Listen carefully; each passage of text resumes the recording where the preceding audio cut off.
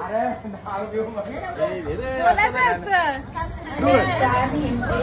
इंग्रजीत म्हणतात म्हणून रोशनरावांचं नाव घेते मी माझ्या सासूबाईंची लाडकी सून. भाजी मेथीची संस्कृती माझ्या प्रीतीची.